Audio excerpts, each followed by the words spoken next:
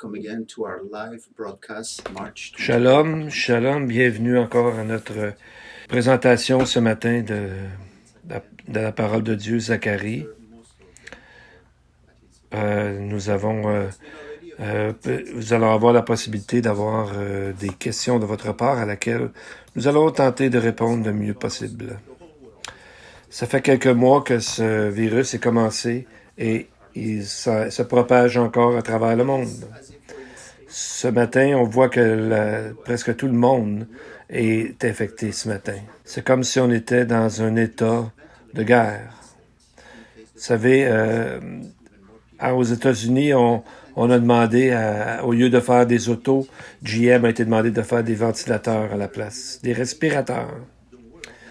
À la télé européenne, on voit que le secrétaire général des Nations Unies a dit qu'il peut y avoir beaucoup de gens qui vont mourir, spécialement en Afrique, où est-ce que ça n'a même pas encore vraiment commencé. Difficile de savoir ce qui va arriver avec l'Afrique. On a besoin de prier pour l'Afrique parce que c'est pas encore vraiment commencé, imaginez-vous là-bas. Et nous prions que Dieu puisse arrêter ce virus, même aujourd'hui, c'est notre prière. Il y a des bonnes nouvelles quand même. On voit qu'en Chine, où est-ce que ça avait commencé, à Wuhan, après 2 mois d'isolation, les gens recommencent à vivre tranquillement, reprennent droit à aller à l'extérieur. On voit que c'est l'Éternel qui retient ça d'aller plus loin et qui maintient un contrôle exact sur la contagion. Et on voit que ce qui arrive aujourd'hui, c'est une façon de nous réveiller pour se rappeler que l'homme ne peut pas créer le bien sur la terre. Il y a trop de mal sur la terre et dans son propre cœur. Donc, il y a besoin d'une régénération. Présentement, nous cherchons un remède. Et il y a un monsieur qui a dit, nous prions que le Seigneur revienne avant notre Pâques qui arrive bientôt, comme Dieu nous a amené dans le passé hors de l'Égypte. Nous prions que le Seigneur, notre Messie, vienne et qui nous délivre de toutes nos frayeurs, de tous nos problèmes. Donc, ça c'est un des gens au niveau médical en Israël qui parlait de son cœur. Et on voit, c'est un peu comme quand Jésus disait, les champs sont blancs, sont prêts à être ramassés. Donc c'est un peu ça, c'est que présentement, il y a une opportunité de parler de la bonne nouvelle du Seigneur, parce que nous voulons aussi servir de cette opportunité pour parler à nos enfants. Si vous avez des enfants avec vous, mettez leurs mains sur eux et priez avec eux. Nous allons prier ensemble. Seigneur éternel, Shema Israël, Adonai Eloheinu, Adonai Echad. Seigneur, nous prions que tu nous aides ce matin à avoir garde de nos enfants et que toi-même, tu les touches toi-même dans ton cœur afin de les rassurer et que rien ne les sépare de toi, que les gens alentour leur enseignent ta parole afin de les amener près de toi et qu'ils fassent leur propre décision. Seigneur, nous demandons une bénédiction spéciale sur nos enfants et une bénédiction pour les parents qui s'en occupent. Seigneur, nous savons que tu aimes tes enfants beaucoup plus que nous pourrions jamais les aimer. Donc, nous prions ton nom. Comme David, nous te demandons d'entendre nos supplications au nom du Seigneur Jésus, Hamashiach, Amen. La semaine passée, Abigail, ma petite fille, a accepté le Seigneur dans sa vie, une petite fille de 8 ans. Ça, c'est des magnifiques nouvelles. Je suis vraiment heureux de ça. Ce matin, on va aller dans notre livre de Zacharie et nous allons voir comment ces prophéties sont comme une carte de la route pour nous qui nous amène jusqu'à l'établissement du royaume messianique. Et qu'à travers de cela, plusieurs dans plusieurs textes, Dieu nous dit qu'il va établir son royaume un jour sur cette terre. Ça s'en vient. Mais avec le chapitre 7, on se retrouve sur la terre. Et dans le fond, faut se poser la question, qu'est-ce que nous allons faire avec toute cette information que nous avons? Qu'est-ce que Dieu requiert de nous alors que maintenant nous savons beaucoup de choses sur le futur? Quelle est la leçon pour nous ici?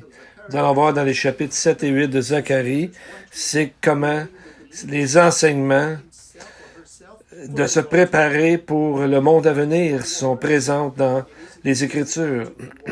Non seulement à propos des calamités et des désastres qui vont arriver, mais d'être toujours prêt en préparation de notre demeure éternelle.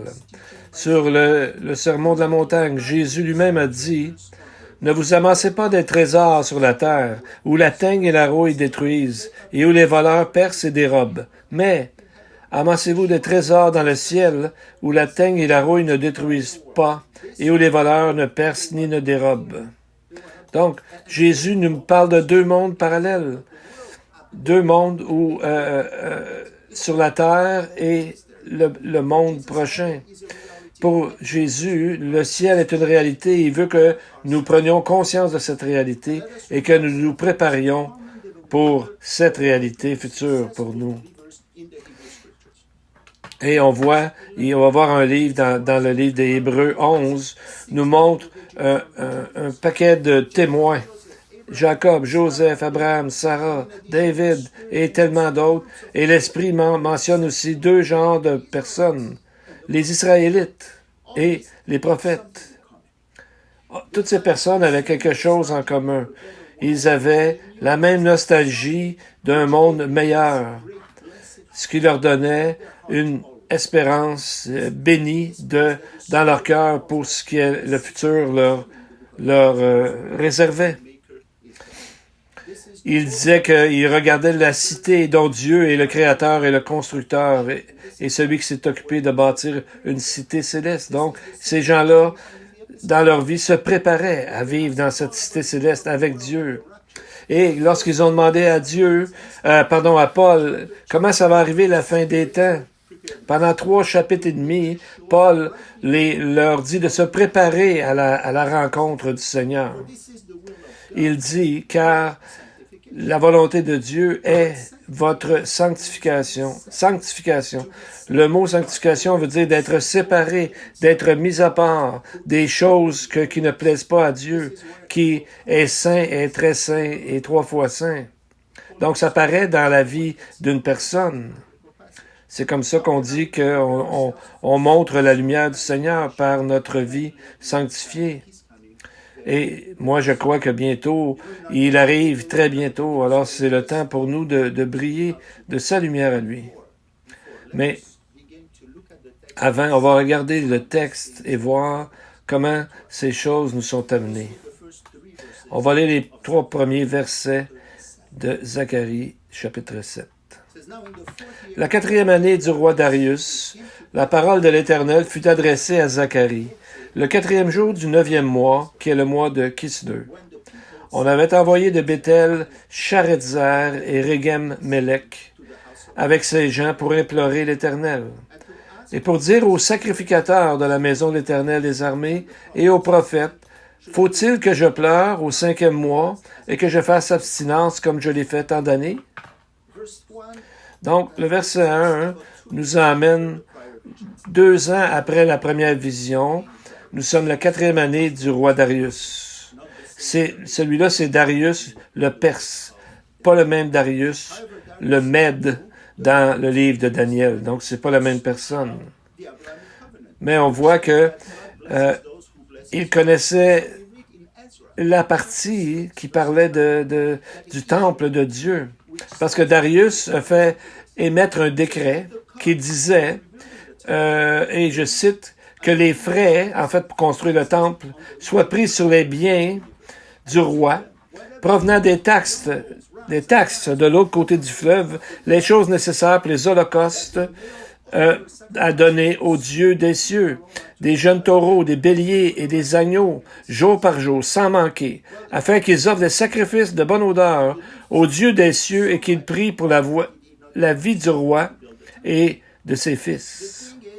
Donc, pourquoi lui-même n'est pas allé construire le temple? Parce que il était polythéiste, donc il croyait à plusieurs dieux en même temps. Et lorsqu'il a vu le Dieu de l'Israël, il lui a dit, oui, c'est un Dieu qui est intéressant, autrement dit, mais j'ai d'autres dieux, donc il croyait à plusieurs dieux en même temps. Et non pas juste dire qu'il croyait en Dieu. Qu'est-ce que ça veut dire, croire en Dieu? Croire en Dieu de la Bible, c'est de s'assurer qu'il est exclusif. Dieu est exclusif, il l'a souvent dit. Il l'a dit dans Ésaïe 45:5. Il n'y a pas d'autre Dieu que moi. Il a dit, avant moi, il n'a pas été formé de Dieu, et après moi, il n'y en aura pas. Et Jésus lui-même a dit, je suis le chemin, la vérité et la vie. Nul ne vient au Père que par moi. Donc, il y a des gens qui croient qu'on peut juste comprendre ce que Dieu voulait, mais sans que Dieu devienne vraiment notre Sauveur et notre Seigneur. Donc, c'est ça, croire en Dieu. C'est pas juste croire en Dieu, mais c'est faire ce que Dieu nous dit de faire. Donc, c'est Darius, ici, on peut le remercier de ce qu'il a fait ça, car il a ouvert la possibilité de construire le temple. Et dans les chapitres qu'on va voir, chapitres 7 et 8 et d'autres, on va voir que des gens comme lui ont utilisé Dieu comme une forme de religion, mais ne faisaient pas ce que Dieu demandait de faire. Donc, regardez ce que le verset 1 nous dit. C'était la première année, je reviens sur le texte, la 4e année du roi Darius. Donc, c'est à ce moment-là qu'on voit, c'est pas on voit qu'il parle dans le fond c'est un peu la même image que la statue dans le livre de Daniel. Mais Dieu, ce qui l'intéresse, c'est un cœur contrit et brisé. Et c'est là que Dieu nous rencontre. Donc ici, on va voir des personnes ici qui sont nommées et qui sont complètement éloignées plus tard. Bon, on va voir 2 individus ici. Selon certaines traductions, il y a des gens qui disent que c'est parce qu'ils venaient de la ville de Béthel. Mais dans l'hébreu original, il n'y a pas le mot ville. Alors, il y a des gens qui disaient que Béthel veut dire, dans le fond, que c'est la maison de Dieu. Il y a des gens qui disent que Béthel, c'était le nom d'une personne. Mais on voit que souvent, la maison de Dieu, qui, dans le fond, est une autre façon d'appeler le temple. Et c'est là qui ont été envoyés. Comme les Targums et d'autres livres parlent que la maison de Dieu, c'est le synonyme du temple. Et dans le texte, on voit qu'il parle à Béthel, Sharezer et Regem-Melech. Ce sont des noms babyloniens. Si c'était des Juifs, en tout cas, ils ont acquis des noms babyloniens assez spéciaux. Parce que Sharezer, c'est aussi le nom d'un des princes de Babylone qui a détruit le temple. Donc, pourquoi qu'un Juif aurait porté ce nom? Donc, on voit la force de l'assimilation assyrienne. Et on voit il parle aussi de Regem-Melech. Melech veut dire roi et Regem veut dire un amas de quelque chose. Donc, on ne peut pas s'empêcher de rire quand on voit le nom de ces gens-là. En tout cas, quel que soit, il y en a des gens qui ont dit que c'était des noms de dieux assyriens. D'une façon ou d'une autre, on voit que ça commence pas bien quand les noms sont comme ça. Et là, on voit qu'est-ce qu'ils demandent, ces gens-là, ces personnages-là. Verset 3. Faut-il que je pleure au 5e mois et que je fasse abstinence comme j'ai fait tant d'années? Donc, on voit que là, au moment où ça se passe, nous sommes la 9e journée du mois de Av. Le 9 de Av est la date de la destruction du temple en 586 après notre Seigneur. Et c'est une date importante. Et ce qui est encore plus fort, c'est que le 2e temple a été détruit à exactement la même date que le 1er temple. L'historien du 1er siècle, Joseph du 1er siècle, était un juif lui-même. Il a dit, c'est vraiment spécial, excitant de voir que les 2 temples ont été détruits à la même journée. Et c'est pourquoi c'est un des jours les plus sombres dans le calendrier juif. Beaucoup de gens sont dans des synagogues traditionnelles juives. On s'assoit sur le plancher ou sur des petits bancs et on est triste, on lit, on ferme on met les lumières plus basses et on récite les lamentations de Jérémie. Parce que pendant 70 ans, c'était écrit dans Jérémie que leur captivité demeurerait 70 ans. Et donc, dans le fond, c'est comme s'il demandait, est-ce que je dois continuer à faire le jeûne et m'abstenir ou non? Mais ce qui est curieux dans le texte, c'est que selon Dieu, ça l'a fait sortir sa colère. Pourquoi? On voit que ces 2 individus et 2 Juifs qui portaient des noms babyloniens qui sont restés là-bas, alors qu'ils auraient dû retourner vers le temple. Au lieu de ça, ils étaient pris dans des règlements et dans toutes sortes de traditions. Ils ne voyaient pas la plus grande image. Aujourd'hui, on pourrait... c'est comme s'il leur disait, prends un outil puis viens nous aider à travailler au lieu de rester là. En fait, ils avaient les prophéties de Daniel qui disaient même la date et même quand est-ce qu'il viendrait. Ils savaient. Les faux messies savaient cette date-là, mais ils ne connaissaient pas à fond les Écritures. Pas longtemps après que Daniel ait prié cette prière à cause qu'il avait lu les 70 ans, on voit que certaines gens, la plupart des gens étaient trop confortables, même en captivité. Seulement qu'une minorité sont allés construire le temple. Le texte de Daniel maintenant. Oh Dieu, pardonne-nous, ne nous traite pas selon nos péchés, parce que sois attentif, car ton nom est invoqué sur ta ville et sur ton peuple. La cité dont on parle, c'est Jérusalem. La minorité est allée construire le temple. La majorité est restée là. Ils ont oublié en quoi ils étaient juifs dès le début. Et c'est pour ça qu'on voit qu'ils n'ont pas cru à Jésus. Et qu'est-ce que Jésus demande de la foi? Mon grand-père était rabbin et m'a déjà dit, si tu essaies toi-même d'oublier que tu es juif, ne t'en fais pas, les autres vont être là pour te le rappeler. Donc, ici, on voit ces 2 individus. À ce moment-là, il y avait déjà une vague d'antisémitisme, les gens contre les Juifs. On le voit dans le livre d'Esther. Ils voulaient annihiler complètement le peuple juif. Donc, ça a dû les réveiller de se dire qui ils étaient. Et en même temps, il aurait dû se dire, on n'est même pas supposé être ici. Donc, il faut prier notre Dieu pour qu'il nous ramène dans notre pays. Et quand ils ont eu la possibilité, ils ne sont même pas retournés. Ils étaient trop confortables où ils étaient. Les gens prennent beaucoup de temps à répondre à l'appel de Dieu, à ce que Dieu leur demande de faire. Ça, c'est triste.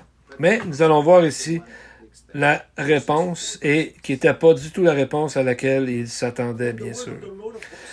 Alors la parole de Dieu me fut adressée en ces mots. Dis à tout le peuple du pays et aux sacrificateurs, quand avez-vous jeûné et pleuré au 7e mois? Cela depuis 70 ans. Est-ce pour moi que vous avez jeûné? Pour moi? Vraiment? Et quand vous mangez et buvez, n'est-ce pas vous qui mangez et vous qui buvez? Autrement dit, est-ce que vous ne le faites pas pour vous-même? Vous buvez pour vous-même? Au verset 5, Dieu dit à Zacharie de demander, de dire à tout le peuple du pays et à qui aussi? Aux sacrificateurs. Pourquoi ici les sacrificateurs? Il a mis les deux individus, un à côté de l'autre, les deux entités. C'est pas une bonne nouvelle pour les sacrificateurs. Qui étaient supposés être les enseignants d'Israël? Ceux qui disaient à Israël comment agir. Donc, on voit qu'ils ont déjà commencé à être dans leur tradition. Au lieu d'amener des gens à l'Éternel, ils s'en allaient dans d'autres choses. Et la même chose est arrivée à l'Église. Et au début, justement, les gens, même dans le temps de Jésus, étaient trop dans leur tradition. Ils n'ont pas reconnu le Messie quand il est arrivé. Vous en rappelez, les Sadducéens, dans la Bible, ont demandé une question un peu stupide quand on connaît les Écritures par rapport à la résurrection.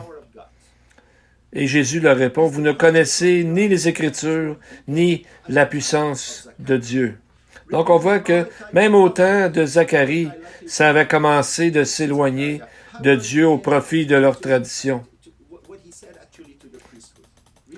Et qu'est-ce que Zacharie parle à ce sujet-là? Dieu leur fait une comparaison et se plaint qu'il leur donne des animaux vraiment pas comme il faut. Dieu dit, quand vous offrez un sacrifice une bête aveugle, n'est-ce pas mal? Quand vous en offrez une, boiteuse ou infirme, n'est-ce pas mal? Offre-la donc à ton gouverneur. Te recevra-t-il bien? Te fera-t-il bon accueil? Dit l'Éternel des armées.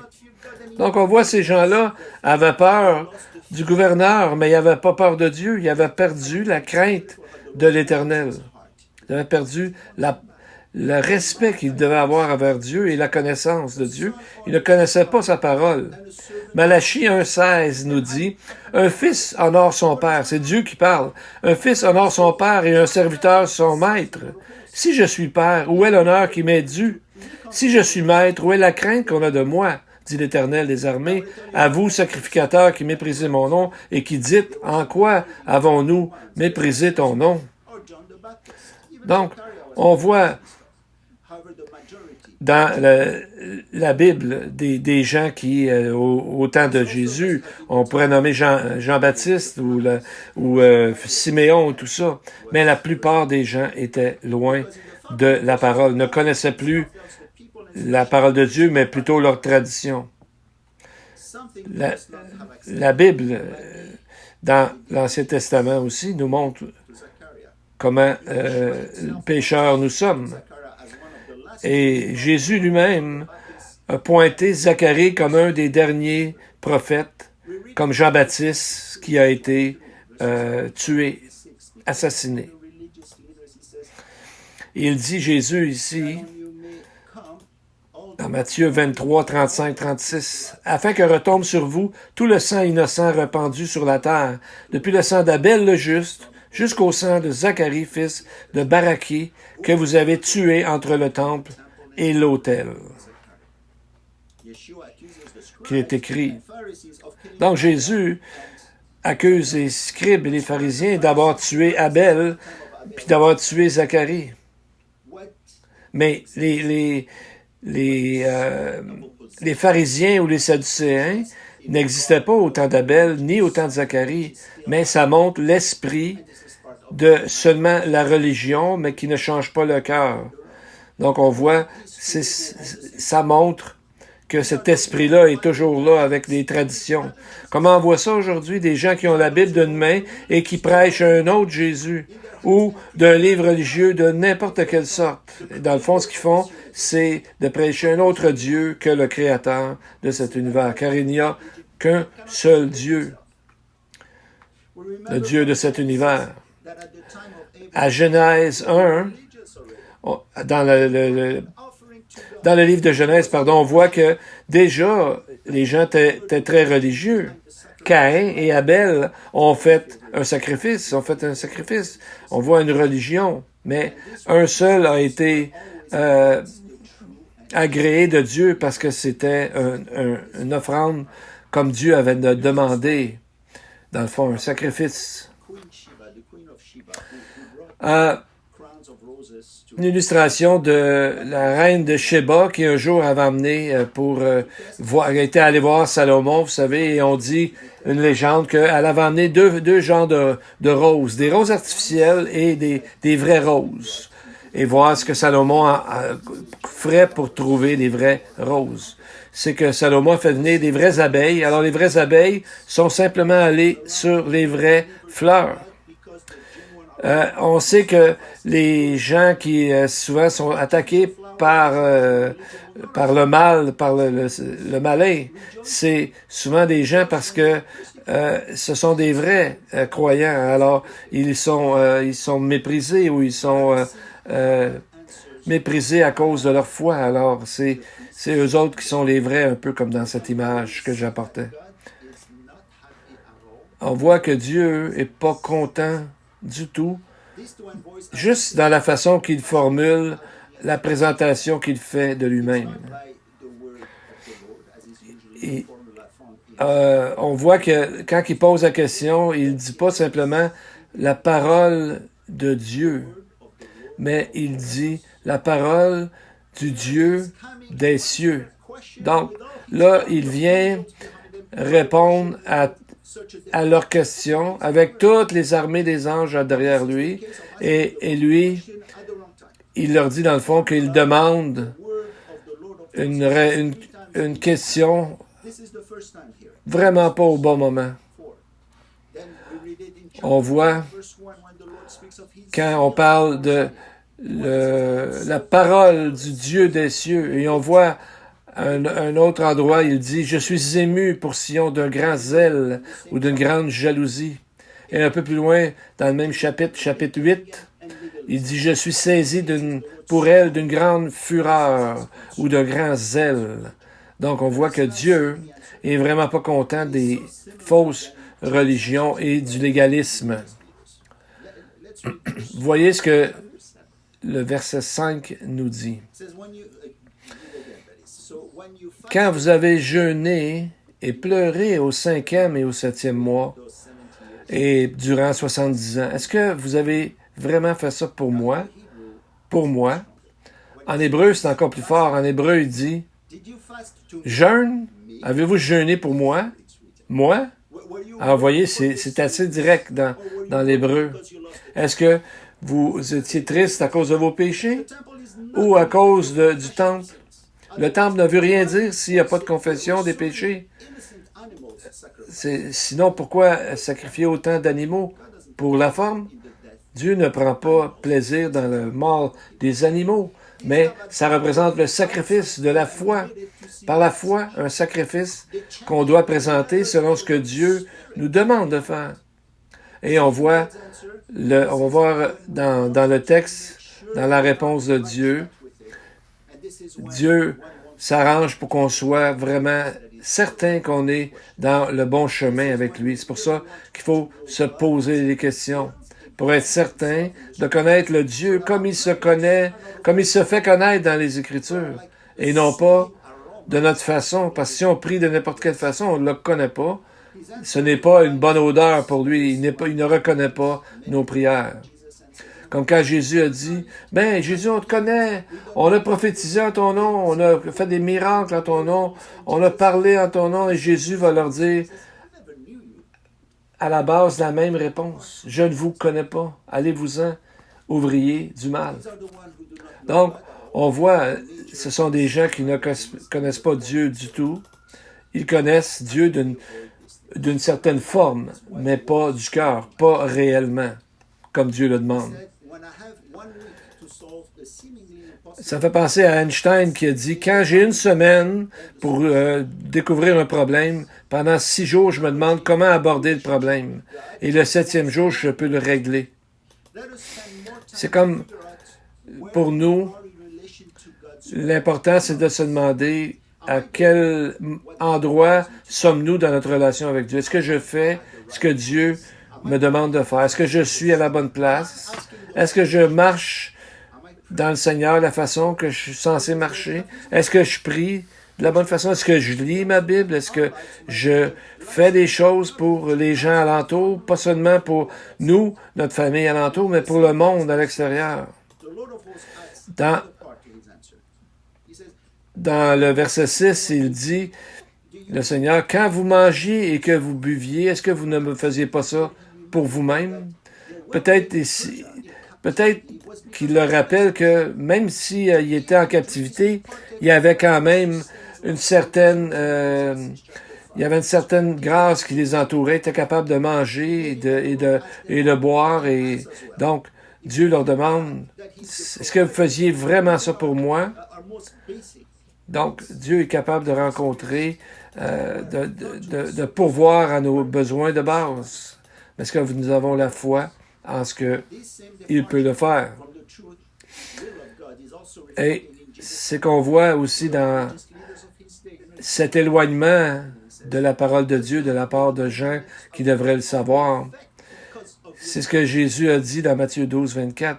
Vous avez fait le commandement de Dieu sans effet parce que vous aimez mieux votre tradition. Ils avaient toutes sortes de traditions qui font qu'ils ne connaissaient plus la parole de Dieu comme ils devraient, et c'est pour ça qu'ils n'ont pas été capables de reconnaître le Messie alors qu'il était devant eux. En fait, c'est un terme légal qui veut dire que c'est comme si on ferme un contrat, comme si on fermait la porte aux bénédictions de Dieu. Alors, c'est ce que Dieu leur dit. Vous avez rendu ma parole sans effet. Vous savez, les traditions, c'est pas mal en soi. Ça peut améliorer certaines choses dans notre relation avec Dieu. Mais il faut faire attention. C'est simplement quelque chose qui est bâti par Dieu. On peut changer nos traditions, mais on ne peut pas changer la parole de Dieu qui ne changera jamais, comme Jésus nous a dit. Ça pensé à un monsieur Wiersbe, un commentateur de la Bible. C'est qu'un jour, il travaillait dans une librairie chrétienne et il était dans la section religion. Puis tout à coup, il a trouvé un livre qui s'appelait L'art de la décoration intérieure. Sur le coup, il s'est dit, c'est pas à bonne place, c'est pas dans un livre religieux. Tout à coup, il regardait le titre puis il s'est dit, c'est vraiment l'endroit où il devrait aller, parce que la foi, c'est une question de décoration intérieure. Le temple du Saint-Esprit est en dedans de nous, et c'est notre vie intérieure que nous devons, dans laquelle nous devons investir. C'est dans ça que nous allons vivre pour l'éternité. Donc, c'est vraiment une question de décoration intérieure, la vie spirituelle avec le Seigneur, parce que c'est l'intérieur qui change, qui fait que l'extérieur peut changer. Donc, il ne faut pas confondre nos traditions avec la parole de Dieu. Vous remarquez aujourd'hui, c'est que même dans le monde judaïque, les gens ne sont pas capables de faire la différence entre un judaïsme biblique, dans le fond basé sur la Bible, et un judaïsme orthodoxe ou de tradition qu'on dit. En fait, ce sont deux mondes complètement à part. Spécialement quand on parle de qui est le Messie. Demandez à un juif, on dit que demander à un juif, vous allez avoir 2 ou 3 réponses différentes. Et donc, demandez-lui quand et où il a été, il est né. Si vous demandez aux Écritures où il est né, notre Messie, c'est clair. À quel endroit il sera mis à mort. C'est écrit. Quel genre de Messie viendra la première fois? C'est écrit. La deuxième fois, c'est écrit aussi. Donc, on voit que c'est comme s'il posait pour eux une question très simple et ordinaire, mais ça leur fait sortir la colère de Dieu. C'est comme si Dieu s'était rappelé tout d'un coup que c'est un ancien problème et qui est toujours là, qui revient toujours. Il dit, verset 7, « Ne connaissez-vous pas les paroles qu'a proclamées l'Éternel par les premiers prophètes, lorsque Jérusalem était habitée et tranquille, avec ses villes alentours, et que le Midi et la plaine étaient habités? » Donc, on voit, c'est comme une idée de déjà-vu ici. C'est l'histoire qui se répète. Donc, s'ils avaient obéi à ce que la parole leur a dit, ils ne seraient pas encore dans ce pays. Ils seraient déjà en train de construire le temple. Donc, il leur demande une question que, dans le fond, ils avaient déjà la réponse. Ils ne pensaient seulement qu'à eux-mêmes. Donc, ça devait être décourageant aussi pour les gens qui étaient en train de construire le temple. Et on voit que Dieu le prend en compte. Il y avait tellement de difficultés à construire ce temple. Et là, on voit des gens comme ça qui arrivent et qui posent une question complètement hors sujet, hors réalité de ce qui est vraiment en train de se passer. On voit que Dieu, dans sa gentillesse, encourage les travailleurs pour le temple. Il se tourne vers les travailleurs et dit, « Ainsi parle l'Éternel des armées.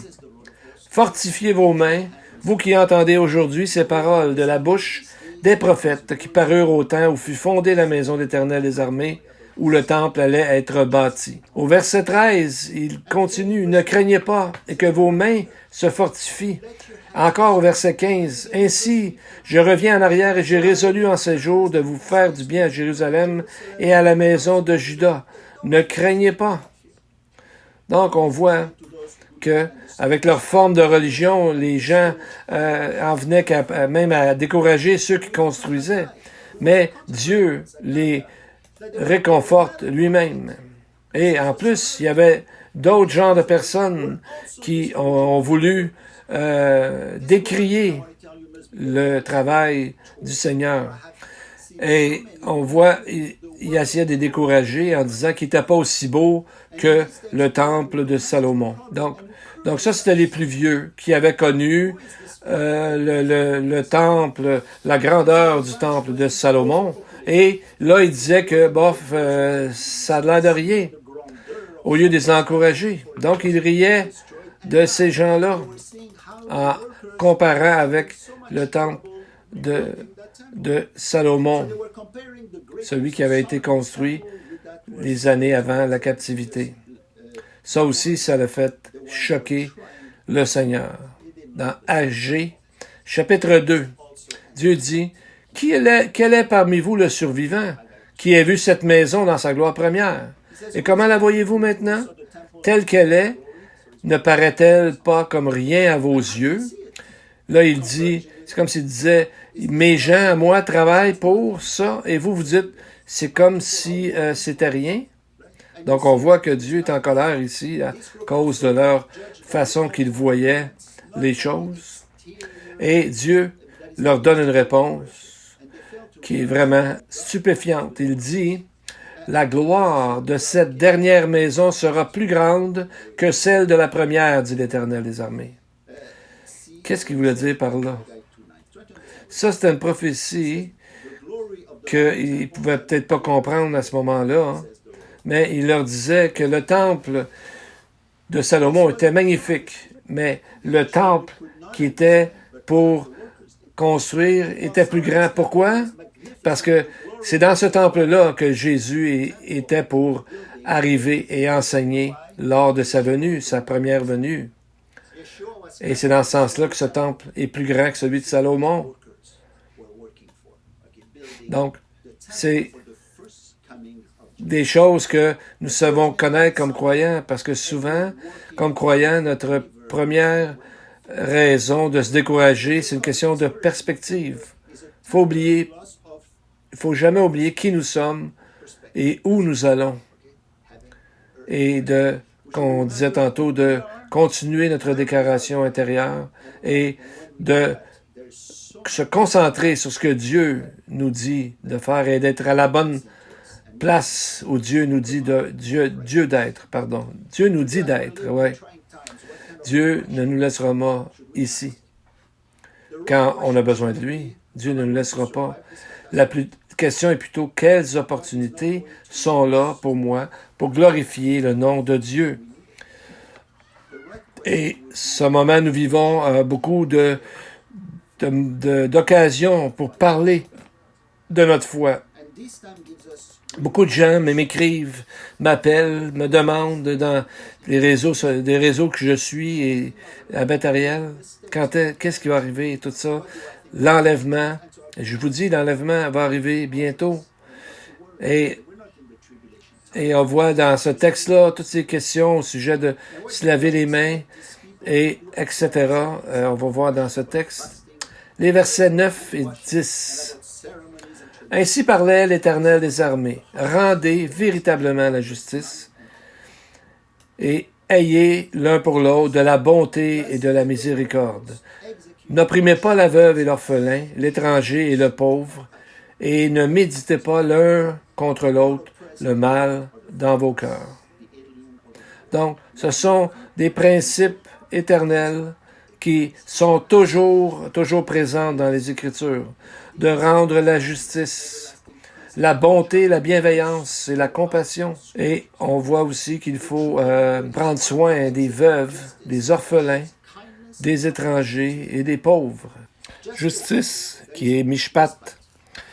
Au niveau individuel, ça dit de s'intéresser à ce qui demeure et non pas d'être amené à toutes sortes de vents de doctrine, comme un autre texte nous dit.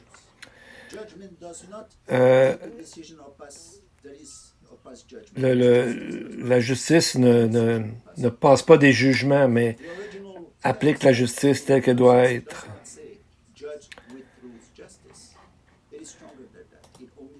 Dans le texte, on dit juger avec une vraie justice, mais dans le texte encore plus fort, c'est juste dit juge vraie justice, juge justement au fond.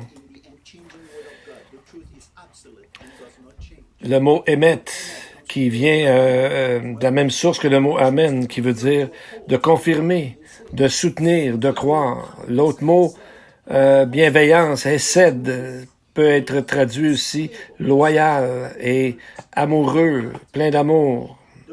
L'autre mot, rahamim, compassion, ça veut dire d'être miséricordieux, du mot raham, qui veut dire d'aimer profondément et d'agir avec empathie avec les gens alentour et les gens alentour de nous, les gens qui croient comme ceux qui ne croient pas. C'est ce que Jésus nous a dit, d'aimer tout le monde.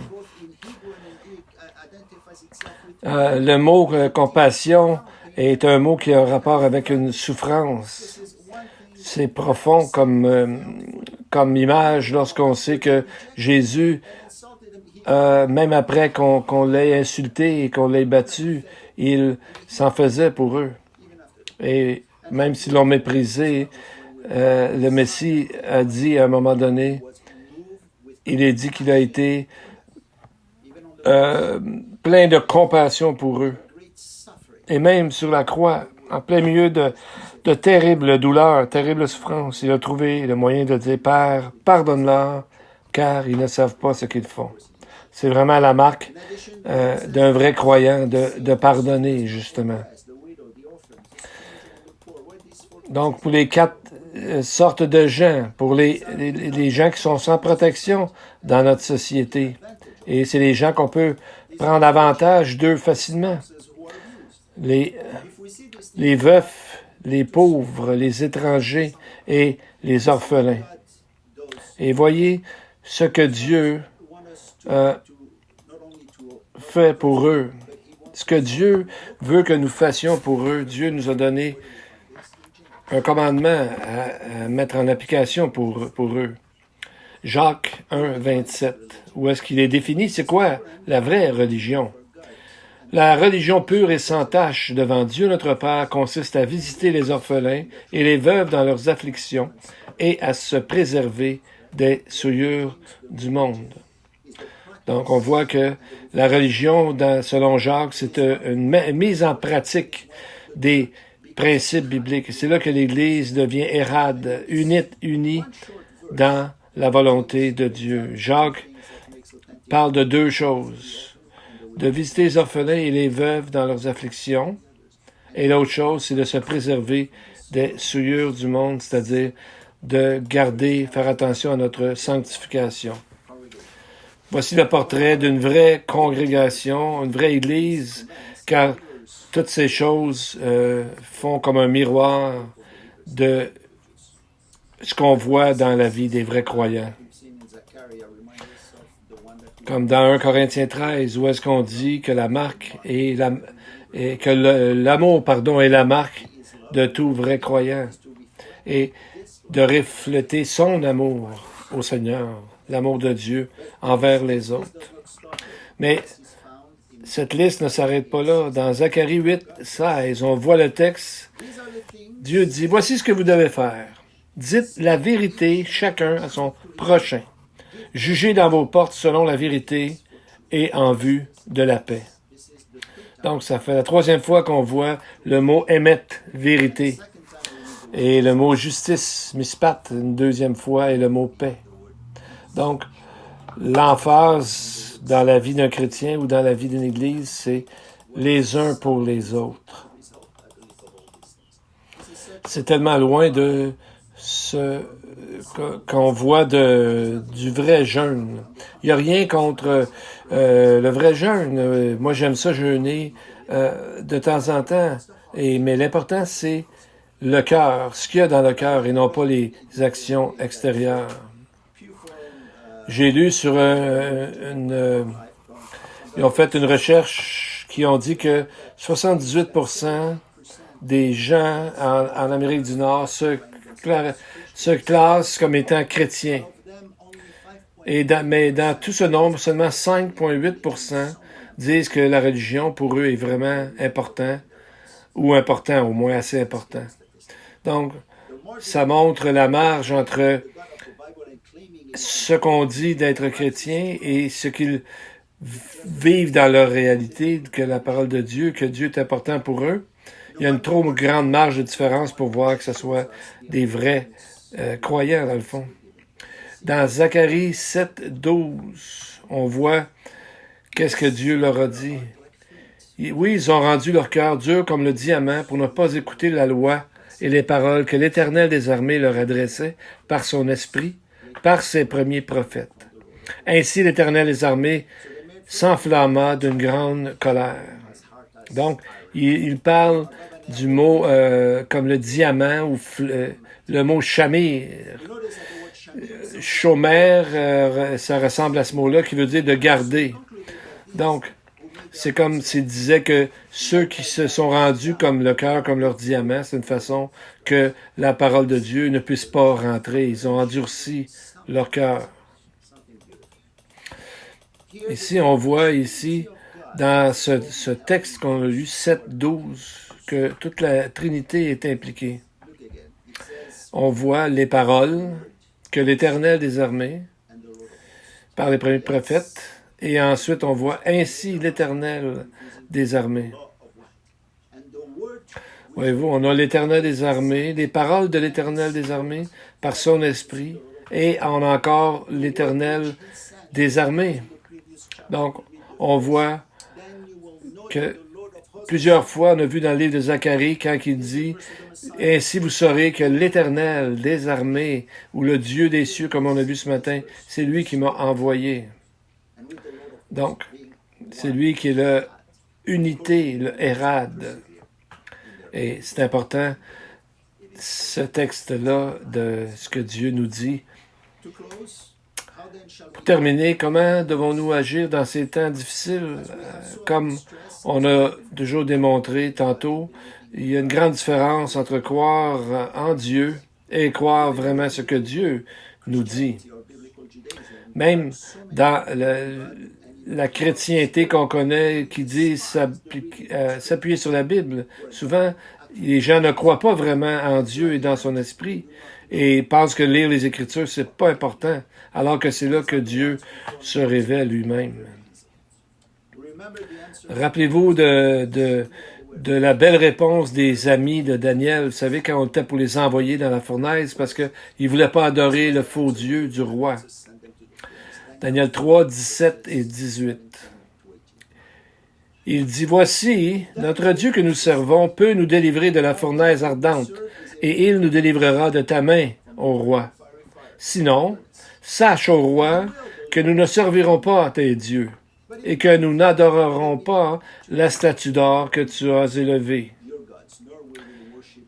Donc ça, on voit, ça c'est de la foi en action. Une vraie foi en action. Ils disent, premièrement, notre Dieu est capable de nous délivrer. Dieu va nous délivrer, mais sinon, on ne changera pas.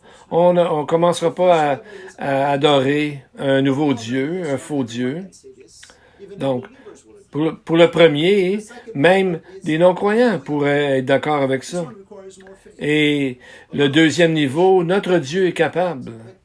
Le deuxième niveau, et Dieu va le faire. Mais le troisième, ça c'est vraiment la preuve de la foi. Sinon, maintenant, ou plus tard, ou pas du tout, si Dieu ne me délivre pas, c'est pas grave, je sais que Dieu va m'accompagner, va me délivrer là-dedans. Et qui attendait ces trois jeunes-là qui ont dit cette profession de foi très grande? Jésus lui-même était dans la fournaise avec eux. Jésus est toujours là lorsque nous sommes dans le problème. Et je crois qu'aujourd'hui, il regarde à chaque croyant pour voir comment nous nous comportons dans ce coronavirus et que nous voyons les opportunités dans ce temps de grâce pour notre Dieu. Prions. Seigneur notre Dieu, tu es éternel et sans changement, et ton amour est sans l'ombre de variation. Et ton amour est si réconfortant pour nous. Merci de nous bénir, de nous donner la vraie joie, la vraie paix et la vraie protection que toi seul peux donner. Donne-nous une grande foi et la puissance de pouvoir parler, prendre la chance de ces portes ouvertes pour nous, pour parler de toi, avec une conviction dans notre cœur que c'est toi qui fais le travail et non nous-mêmes.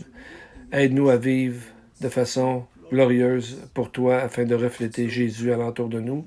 Et nous prions au nom de Jésus, HaMashiach, notre Messie, et à l'Église, que Dieu vous bénisse, que Dieu garde sa face sur vous, fasse huer sur vous sa face, et que Dieu se réjouisse. And give you peace. Amen and amen.